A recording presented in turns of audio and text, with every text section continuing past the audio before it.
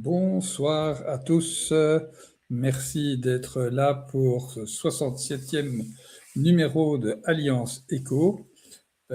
Contrairement à ce que je vous avais annoncé, Antoine m'a demandé de quand même préparer un live que vous avez donc ce soir. Et je vous remercie évidemment d'être là. Alors, de quoi est-ce que nous allons parler? Sans plus attendre, rentrons dans le vif du sujet. Évidemment, d'abord, ce petit avertissement, tout ce que je vais dire ce soir n'est pas un conseil d'investissement, c'est ni un conseil financier, ni quoi que ce soit, c'est juste une histoire que je vais vous raconter, à vous de décider ce que vous voulez en faire. Alors, on va tout de suite commencer par le prix de l'or aujourd'hui, puisque je vais vous expliquer pourquoi le prix de l'or ne peut faire que monter dans les mois qui viennent. Je dis bien, il ne peut faire que monter, sauf dans un seul cas, c'est qu'il y ait une troisième guerre mondiale qui éclate. Mais je ne crois pas que ce soit demain la veille que ça va se passer. Bon, donc, pourquoi est-ce que le prix de l'or monte? Il est déjà en train de monter, je vous signale, puisque la crise iranienne est autant dire terminée et que l'or s'est remis à monter. Il a fait plus de 2,04% en une semaine. Évidemment, la petite trait horizontale que vous voyez ici sur le côté droit de l'écran, c'est dû exclusivement au week-end, puisqu'il n'y a pas de cotation de l'or pendant le week-end. Pardon.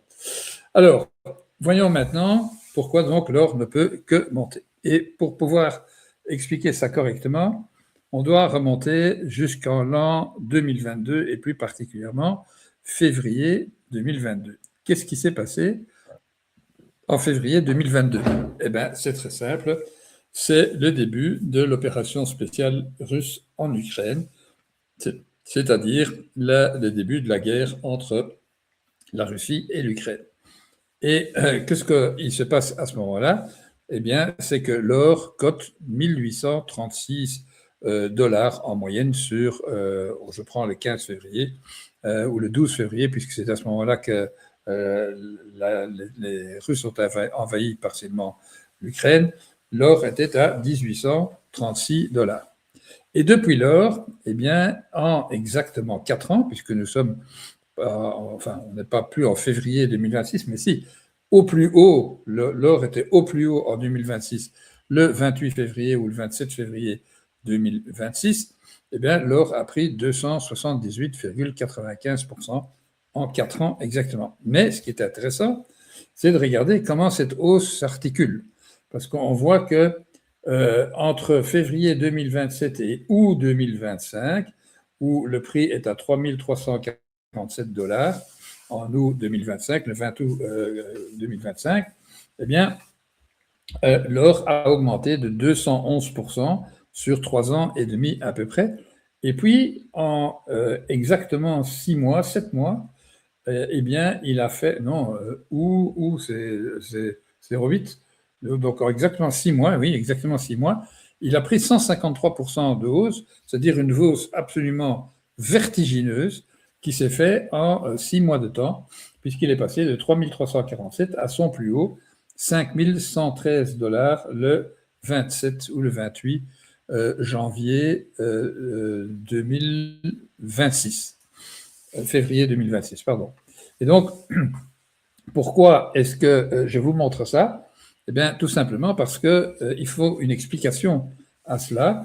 Vous voyez que sur à peu près 4 ans, 3 ans et demi, pardon, l'or monte relativement, comment dirais-je, de façon égale, plus ou moins évidemment, entre février 2022 et août 2025.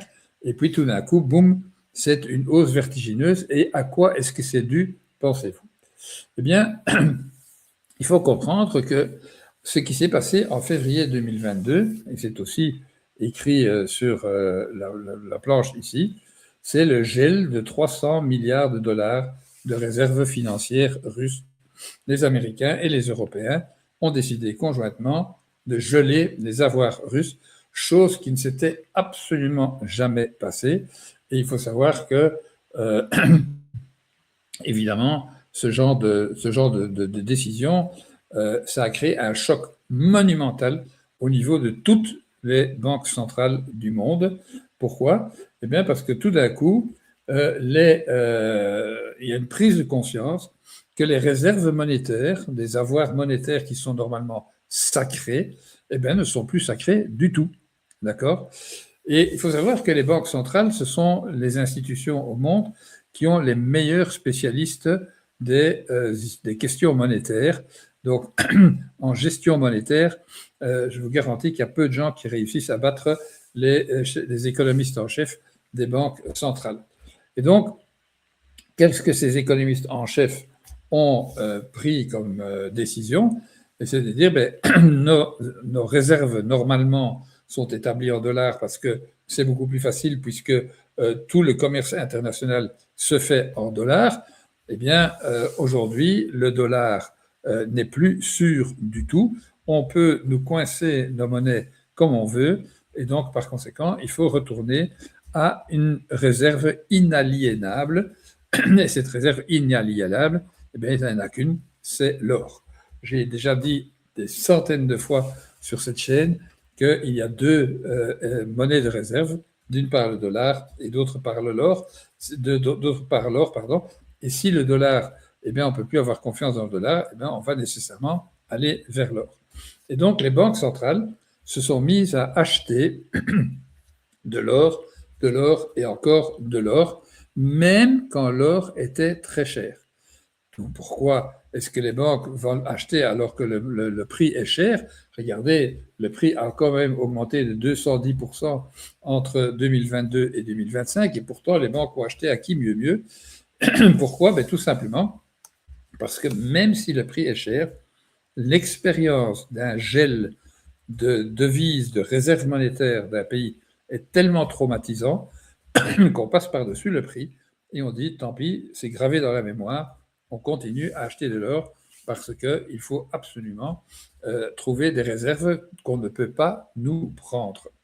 Et donc, même vous savez maintenant que dans les derniers mois, ce qu'on a entendu, c'est que des pays comme l'Espagne, des pays comme la Hollande ont demandé aux États-Unis de rapatrier leur or, l'or qui est physiquement aux États-Unis.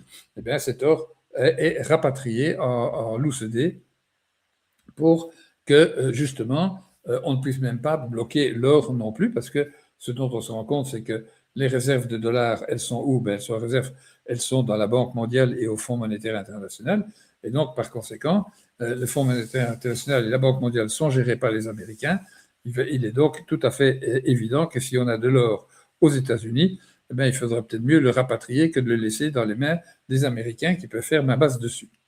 Et donc, cette expérience traumatisante reste gravée dans les mémoires.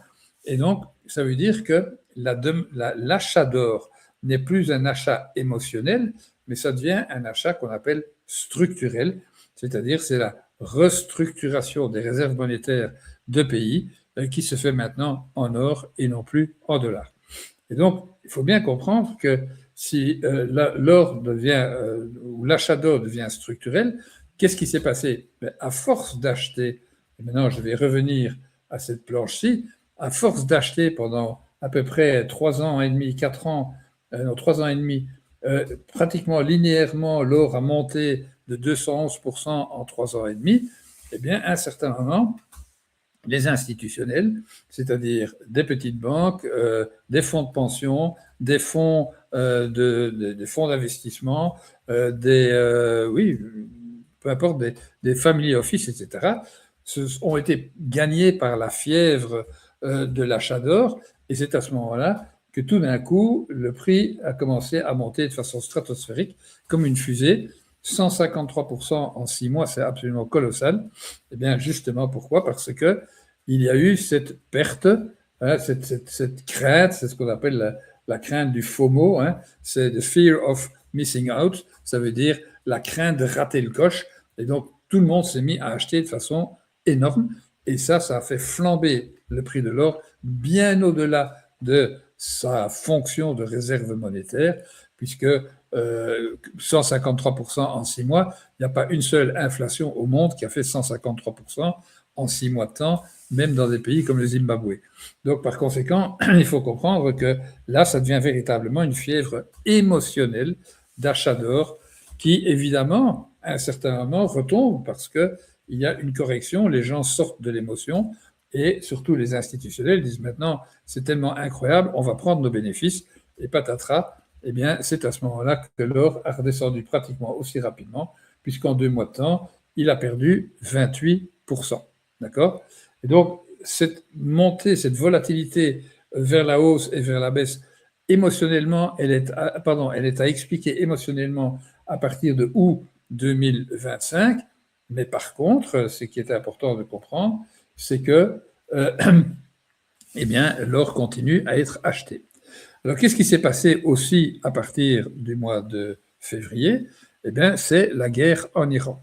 À partir du moment où la guerre arrive en Iran, on voit une chose qui explose tout d'un coup, c'est le pétrole brut, puisque le pétrole brut passe de plus ou moins 80 dollars le baril à 124 dollars le baril en quelques semaines. Et donc, ça veut dire une hausse de 50% du prix du baril. Évidemment, comme tout le baril et tout le pétrole au monde, ou enfin en tout cas l'essentiel du pétrole au monde, pardon, se négocie en dollars, et bien évidemment, ça fait une demande du dollar en hausse énorme. Et donc, on voit le DXY, là, donc l'indice du dollar par rapport à 16 autres monnaies du monde, qui se renforce, etc. Et puis, il faut comprendre aussi une chose, c'est que si l'or a baissé, c'est parce qu'il y a eu des craintes inflationnistes énormes ou une attente inflationniste. Pourquoi? Parce que tout le monde sait bien que l'énergie, et Dieu sait si le pétrole c'est de l'énergie a une part assez importante, de peu à très importante, dans la plupart des produits manufacturés. Et donc, par conséquent, si le prix de l'énergie monte, le prix des denrées va monter aussi. Autrement dit, c'est une inflation importée par le pétrole. Et qui dit inflation, dit évidemment automatiquement une hausse des taux. Pourquoi? Ben, tout simplement parce que s'il y a trop d'inflation, les banques centrales ont tendance à augmenter les taux pour ralentir cette inflation. C'est évidemment mauvais pour l'économie, mais il ne faut pas qu'il y ait de l'inflation trop importante non plus.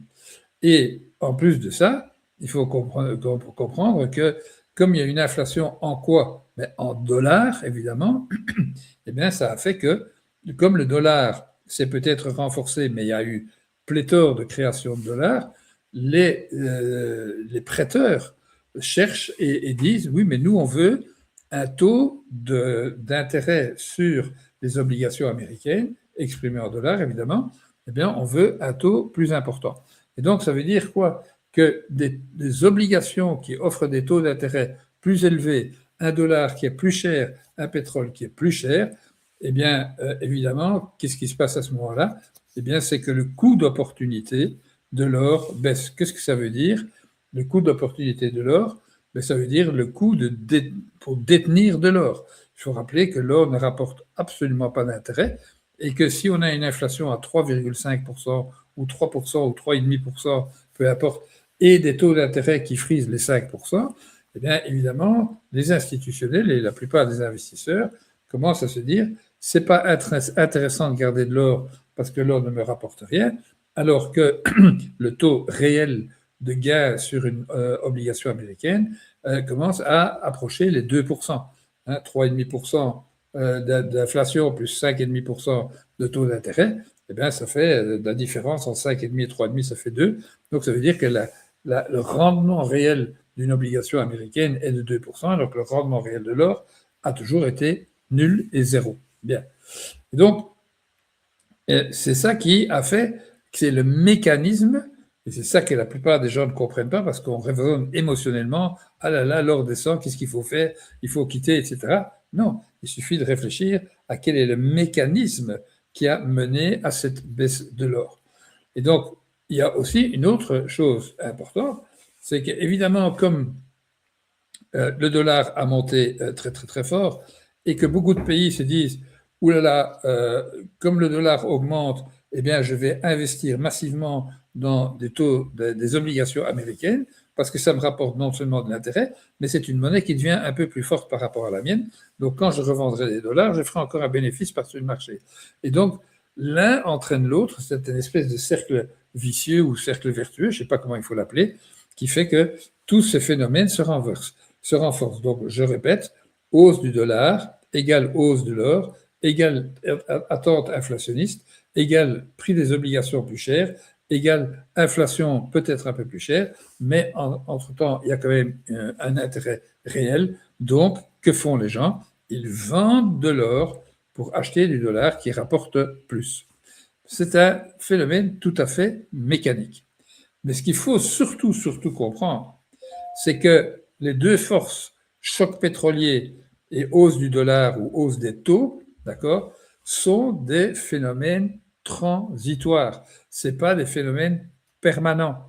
Mais par contre, ce qu'on a constaté, c'est que même quand le prix de l'or était au maximum, les banques centrales ont continué à acheter de l'or parce que ça, c'est structurel. Et c'est dû à quoi? Eh bien, toujours la crainte de pouvoir être bloqué si jamais les États-Unis considèrent qu'on n'agit pas bien avec eux. Ils pourraient nous bloquer nos réserves d'argent. On a trop besoin de nos réserves. Et je vous signale d'ailleurs qu'on vient d'apprendre aujourd'hui que Hong Kong vient d'ouvrir une chambre de compensation liée à l'or, parallèlement à Shanghai. Singapour est en train de préparer la même chose. Pourquoi? Eh bien, tout simplement parce que on va de plus en plus se rendre compte que des pays vont commencer à régler leur balance commerciale avec de l'or plutôt qu'avec du dollar. Et donc, c'est pour ça que ces chambres de compensation se créent maintenant de plus en plus. C'est tout à fait une preuve que l'or et toutes les réflexions par rapport à l'or sont d'ordre structurel et non pas du tout d'ordre émotionnel. Et donc, ce qu'il faut comprendre, c'est littéralement ça, c'est que la hausse des 278,95% sur 4 ans a été une hausse littéralement structurelle. Pourquoi? Parce qu'elle a été introduite et initiée par l'achat massif d'or des banques centrales et non pas par l'achat massif d'or par les institutions ou par les particuliers. Mais par contre, à partir de août 2025, là, effectivement, il y a eu un emballement colossal à cause du fait que l'or montait. Tout le monde s'est mis à acheter de l'or et boum, le prix est parti à la hausse, beaucoup plus que de raison. Et c'est pour ça qu'à un certain moment, la guerre de l'Iran a évidemment été l'étincelle qui a fait éclater la bombe, mais il était certain qu'à un certain moment, le prix de l'or allait s'effondrer parce qu'il était devenu beaucoup trop élevé.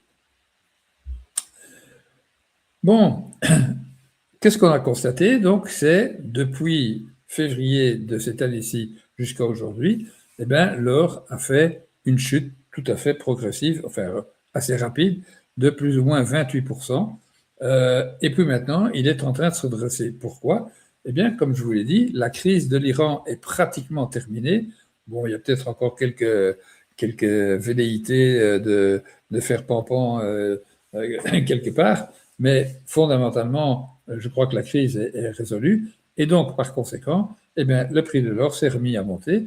Pourquoi? Ben, tout simplement parce que les banques centrales ont continué à acheter. Et je vous montre ici deux graphiques qui viennent du World Gold Council, donc le Conseil mondial de l'or, qui donne ici les achats des banques. Donc, les ABAC que vous voyez en bleu clair sont les achats d'or et en mauve violet, c'est les ventes d'or. Bon, il y a eu beaucoup de ventes d'or en mars 2026. Pourquoi?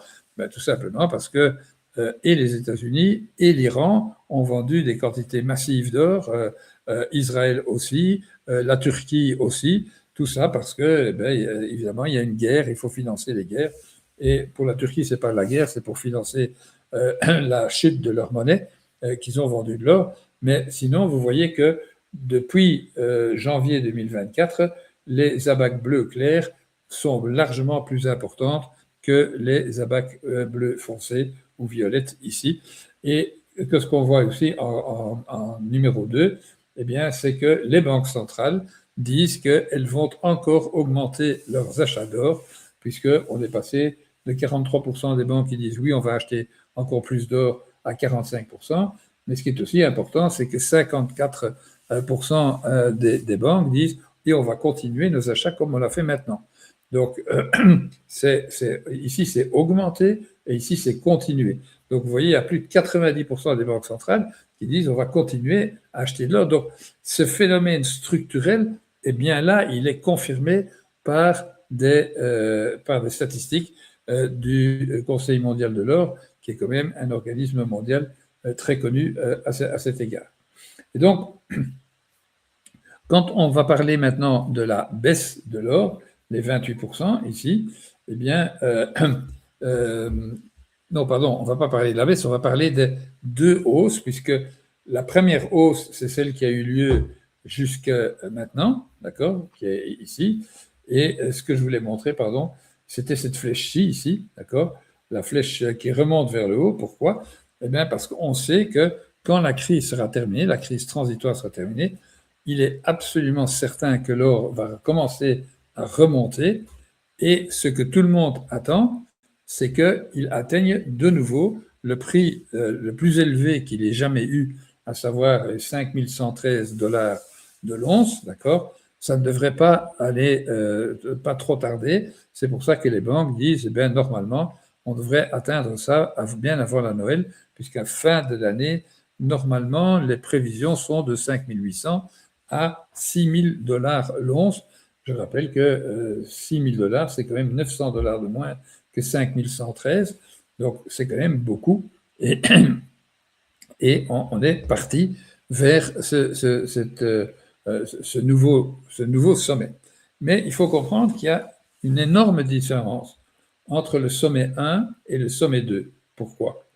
Eh bien, parce que dans la hausse numéro 1, ce que j'appelle de février 2022 à février 2026, c'est une hausse rationnelle, structurelle, mais qui a été soutenue et même accélérée par une hausse purement émotionnelle, c'est-à-dire les gens qui veulent absolument participer à la hausse parce que ouais, c'est un emballement. C'est ce qu'en anglais on appelle le FOMO, hein, Fear of Missing Out, c'est la crainte de rater le coche. Voilà. Et l'achat des banques centrales a donc entraîné l'achat par les institutionnels et les particuliers.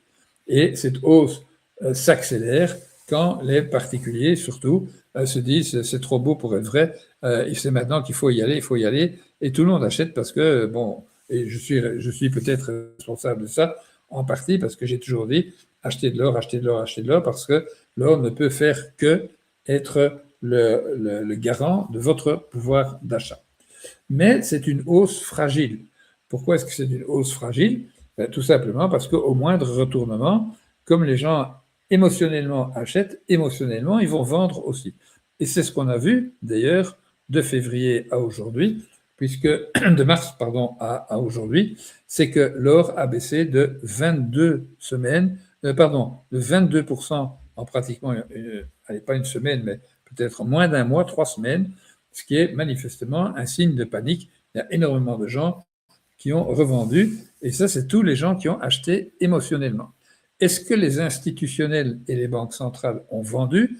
Je vous dis, à part 2 ou 3 banques qui étaient trop impliquées dans la guerre, comme l'Iran, ont vendu évidemment pour financer leurs efforts de guerre, mais les autres n'ont rien vendu du tout.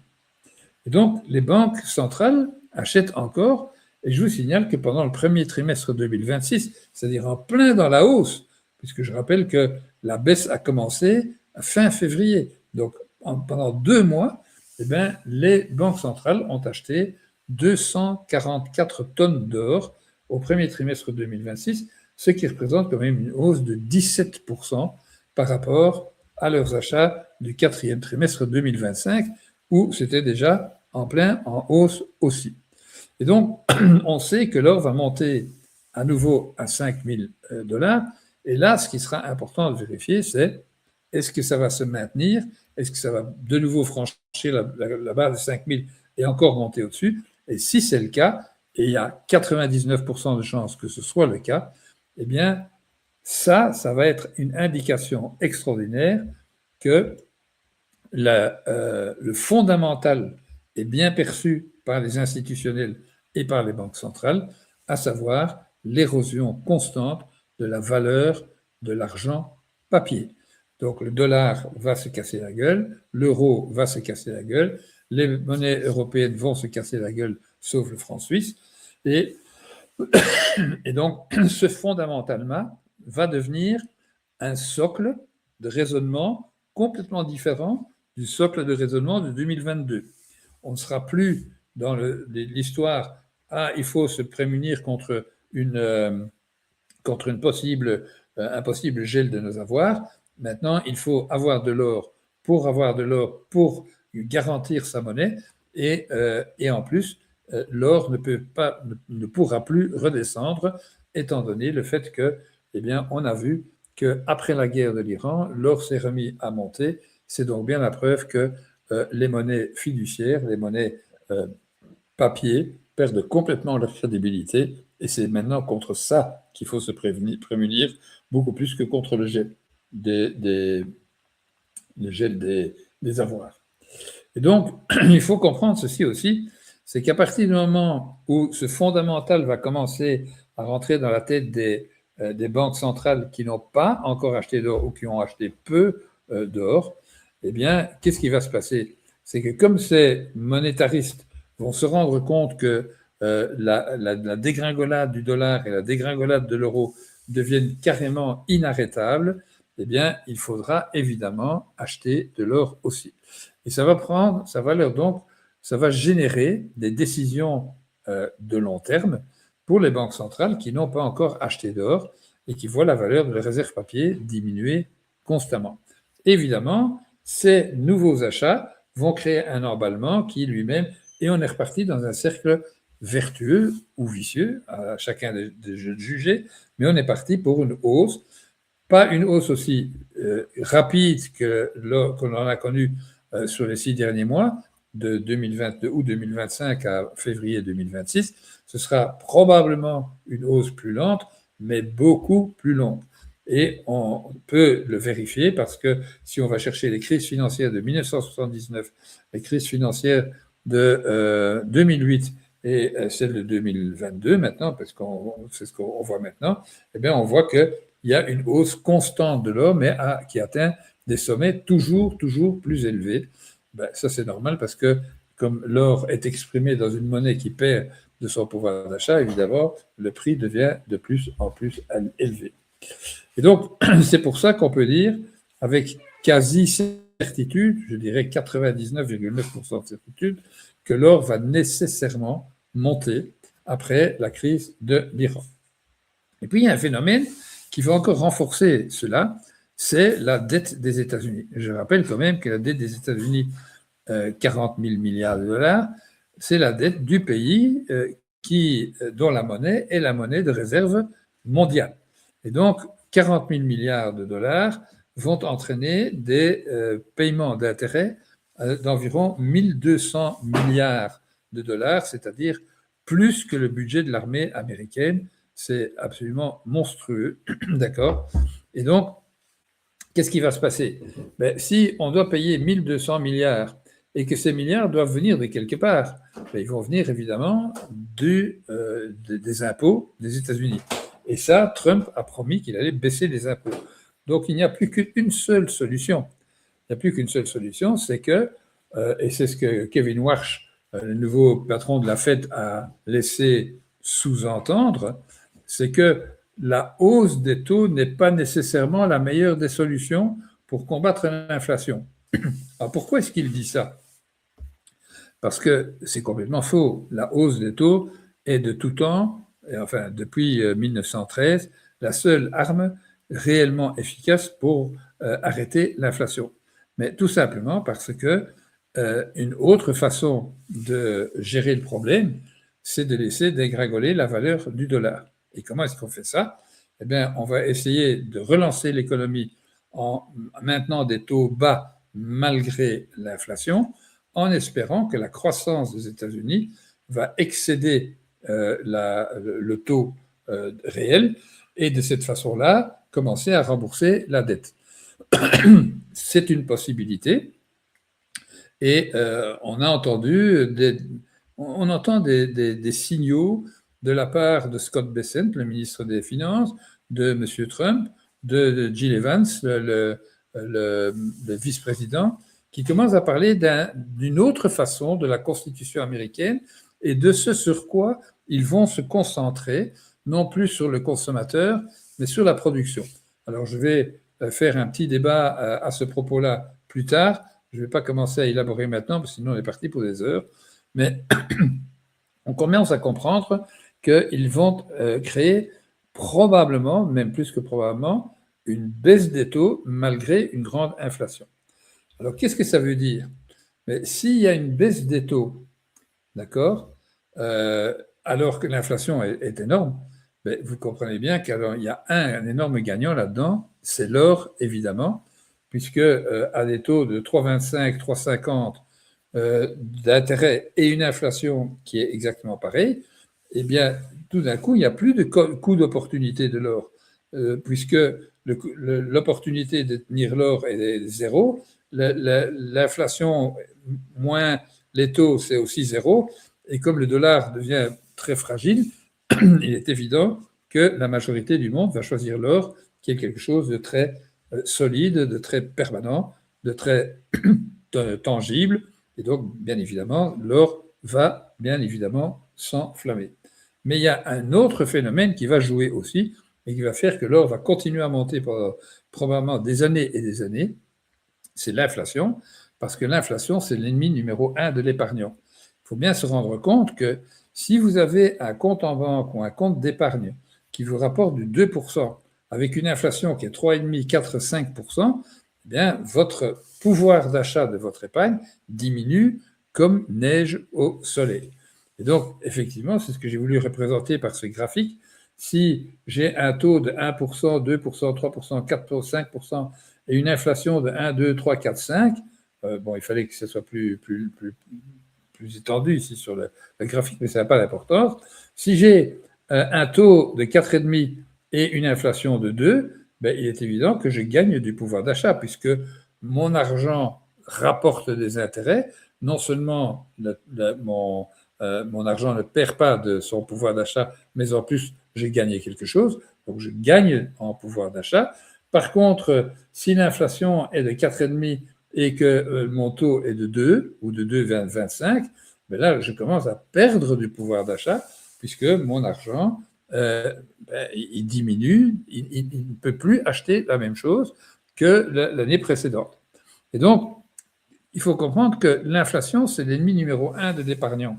Parce que quand vous avez une épargne et que cette épargne ne travaille pas, eh bien, vous perdez du pouvoir d'achat. Et en fin de compte, tous les beaux petits sous que vous avez mis de côté jusqu'à la fin de vos jours ou pendant toutes vos années de travail, cet argent durement gagné, pour lequel j'ai énormément de respect, eh bien, il commence à ne plus pouvoir acheter ce que vous espériez qu'il pourrait acheter, parce que quand il y a 40 ans, vous avez commencé, ou à 30 ans, quand vous avez commencé à travailler et vous avez mis des sous de côté, c'est pas pour mettre des sous de côté, c'est pour que plus tard, lorsque vous serez à l'âge de la retraite, et vous savez que la retraite sera toujours plus petite que votre revenu, eh bien que vous puissiez compenser, que l'un puisse compenser l'autre. Mais si votre pouvoir d'achat diminue de façon drastique, ben vous ne compensez plus rien, vous vous appauvrissez. Et donc, évidemment, ça c'est très très important. Et le seul moyen que les États-Unis auront, parce que c'est inscrit dans les astres et dans les discours de toutes ces personnes, de Donald Trump, de M. Evans, de Scott Bessent, etc., c'est en même temps de gérer leurs dettes, c'est de demander des taux d'intérêt à la Fed qui soient inférieurs à l'inflation, de sorte que, le dollar, il vaudra de moins en moins, et surtout, ce qui va se passer, c'est qu'il y a une énorme masse d'Américains qui aujourd'hui ne sont pas du tout intéressés par l'or, parce que l'Américain, par tradition, est beaucoup plus axé sur les actions et les obligations. Mais quand ils vont se rendre compte que même les obligations qu'ils achètent, les obligations d'État américains, vont leur faire perdre du pouvoir d'achat, ben, qu'est-ce qui va se passer? C'est qu'ils vont se retourner enfin vers quelque chose de tangible, et ce tangible, ce sera nécessairement l'or. Et il n'y aura pas que les Américains, ce sera le monde entier, parce que tant que le dollar reste la monnaie de réserve internationale, tous les gens qui ont du dollar, qui verront le pouvoir d'achat de ce dollar diminuer, vont se ruer sur quelque chose beaucoup plus tangible et beaucoup plus permanent, à savoir l'or. Et c'est pour ça qu'il est très, très, très, très, très, je vais le répéter 10 fois, très probable, et j'avais dit certain parce que je n'ai pas de boule de cristal, mais il est extrêmement probable que l'or va continuer à monter doucement, mais il va continuer à monter doucement pendant 3 à 4 ans, certainement, pour atteindre des sommets assez énormes. Donc, si aujourd'hui vous avez quelques sous de côté, ben, vous savez ce qu'il vous reste à faire, bien évidemment. Je rappelle que cette présentation n'est pas un conseil d'investissement, mais il est évident qu'il suffit de faire 2 plus 2 pour comprendre de quoi il s'agit. Et ce que je vous explique ici, c'est vraiment le mécanisme structurel qu'il y a derrière les mouvements de l'or aujourd'hui, avec des variations liées à des phénomènes extrastructurels qui sont des guerres, etc., etc. Mais si Trump réussit son coup à ne plus avoir de guerre dans le monde, eh bien, il est tout à fait certain que la dette américaine va jouer le déclencheur de la chute du dollar et donc la hausse constante de l'or. C'est ce que je voulais vous proposer ce soir. Je vous remercie infiniment de votre attention. J'espère que je n'ai pas été trop long. Et je vous remercie. Donc, bah oui, c'est bien, 3/4 d'heure à peu près. Merci beaucoup de votre attention. Et je vous donne donc rendez-vous pour le prochain numéro, mais cette fois-ci au mois d'août, au 19 août 2026. Merci infiniment de votre attention et à très bientôt. Et puis, bien évidemment, excellentes vacances si vous en prenez. Voilà, au revoir.